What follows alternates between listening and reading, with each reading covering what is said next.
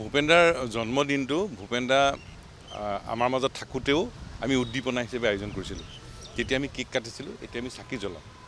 আৰু আমাৰ উদ্দেশ্য এটাই যে নতুন প্ৰজন্মৰ মাজৰ ভূপেন্দাৰ সৃষ্টি আজি প্ৰসাৰ ঘটাব লাগে।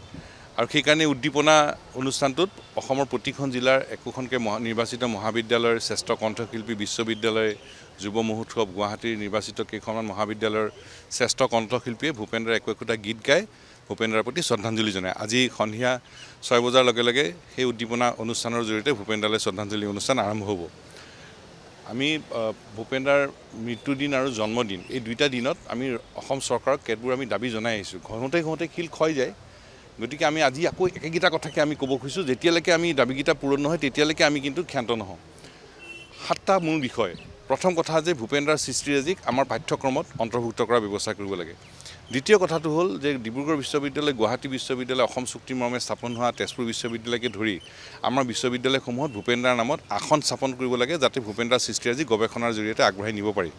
তৃতীয় কথাটো হ'ল যে ভূপেন্দাৰ নামত এখন আন্তঃৰাষ্ট্ৰীয় স্তৰৰ গৱেষণা প্ৰতিষ্ঠান স্থাপন কৰিব লাগে।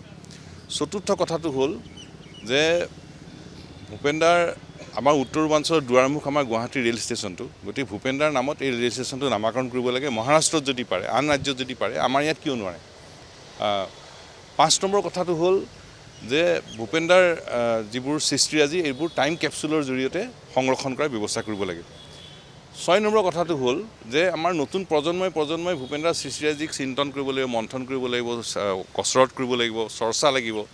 তাৰ কাৰণে সমগ্ৰ অসমৰ গাঁৱে ভূঞে চহৰে নগৰে কলাগুৰু বিষ্ণুপ্ৰসাদ ৰাভা, ৰূপকোঁৱৰ জ্যোতিপ্ৰসাদ আগৰৱালা আৰু ভূপেন্দাৰ নামত একোটা অত্যাধুনিক সা সুবিধা থকা প্ৰেক্ষাগৃহ নিৰ্মাণ কৰিব লাগে, যাতে আমাৰ প্ৰজন্মই তাত কচৰৎ কৰিব পাৰে। আৰু এটা মূল বিষয় আমি সদায় কৈ থাকোঁ, ভূপেন্দাৰ সমাধি ক্ষেত্ৰ বৰ ঠেকাঠকি হৈছে। গতিকে এইখন চৰকাৰেতো নিৰ্মাণ কাৰ্য কৰিয়ে থাকে, গোটেই অসমত নিৰ্মাণ কাৰ্যই কৰি আছে। গতিকে ভূপেন্দাৰ সমাধি ক্ষেত্ৰটো সম্প্ৰসাৰণ কৰিব লাগে, আহল বহলকৈ নিৰ্মাণ কৰিব লাগে, যাতে পৃথিৱীৰ যিকোনো এজন ব্যক্তিয়ে ভূপেন্দাৰ সমাধি ক্ষেত্ৰত থিয় হৈ ভূপেন্দাৰ সৃষ্টিৰাজিক যাতে উপলব্ধি কৰিব পাৰে। অসম চৰকাৰলৈ এই দাবী আৰু আহ্বান জনালোঁ। ভূপেন্দাৰ জন্মদিনটো ভূপেন্দা আমাৰ মাজত থাকোঁতেও আমি উদ্দীপনা হিচাপে আয়োজন কৰিছিলোঁ। তেতিয়া আমি কেক কাটিছিলোঁ, এতিয়া আমি চাকি জ্বলাওঁ।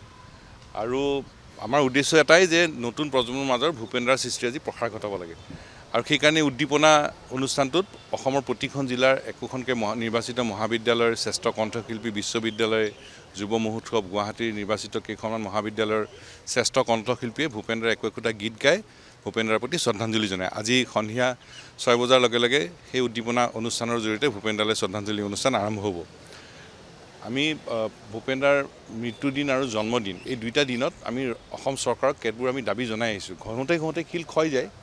গতিকে আমি আজি আকৌ একেগিটা কথাকে আমি ক'ব খুজিছোঁ, যেতিয়ালৈকে আমি দাবীকেইটা পূৰণ নহয় তেতিয়ালৈকে আমি কিন্তু ক্ষান্ত নহওঁ। 7টা মূল বিষয়। প্ৰথম কথা যে ভূপেন্দাৰ সৃষ্টিৰাজিক আমাৰ পাঠ্যক্ৰমত অন্তৰ্ভুক্ত কৰাৰ ব্যৱস্থা কৰিব লাগে। দ্বিতীয় কথাটো হ'ল যে ডিব্ৰুগড় বিশ্ববিদ্যালয়, গুৱাহাটী বিশ্ববিদ্যালয়, অসম চুক্তিৰ মৰ্মে স্থাপন হোৱা তেজপুৰ বিশ্ববিদ্যালয়কে ধৰি আমাৰ বিশ্ববিদ্যালয়সমূহত ভূপেন্দাৰ নামত আসন স্থাপন কৰিব লাগে, যাতে ভূপেন্দাৰ সৃষ্টিৰাজি গৱেষণাৰ জৰিয়তে আগবঢ়াই নিব পাৰি।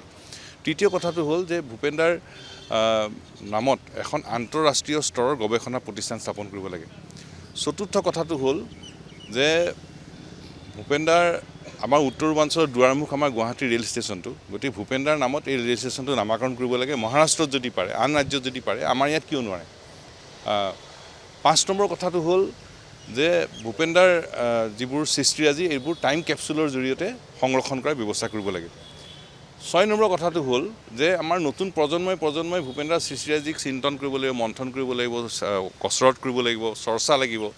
তাৰ কাৰণে সমগ্ৰ অসমৰ গাঁৱে ভূঞে চহৰে নগৰে কলাগুৰু বিষ্ণুপ্ৰসাদ ৰাভা, ৰূপকোঁৱৰ জ্যোতিপ্ৰসাদ আগৰৱালা আৰু ভূপেন্দাৰ নামত একোটা অত্যাধুনিক সা সুবিধা থকা প্ৰেক্ষাগৃহ নিৰ্মাণ কৰিব লাগে, যাতে আমাৰ প্ৰজন্মই তাত কচৰৎ কৰিব পাৰে। আৰু এটা মূল বিষয় আমি সদায় কৈ থাকোঁ, ভূপেন্দাৰ সমাধি ক্ষেত্ৰ বৰ ঠেকাঠকি হৈছে। গতিকে এইখন চৰকাৰেতো নিৰ্মাণ কাৰ্য কৰিয়ে থাকে, গোটেই অসমত নিৰ্মাণ কাৰ্যই কৰি আছে। গতিকে ভূপেন্দাৰ সমাধি ক্ষেত্ৰটো সম্প্ৰসাৰণ কৰিব লাগে, আহল বহলকৈ নিৰ্মাণ কৰিব লাগে, যাতে পৃথিৱীৰ যিকোনো এজন ব্যক্তিয়ে ভূপেন্দাৰ সমাধি ক্ষেত্ৰত থিয় হৈ ভূপেন্দাৰ সৃষ্টিৰাজিক যাতে উপলব্ধি কৰিব পাৰে। অসম চৰকাৰলৈ এই দাবী আৰু আহ্বান জনালোঁ। যিকোনো খবৰৰ বাবে যোগাযোগ কৰক 7090173330 অথবা 7099017990 নম্বৰত।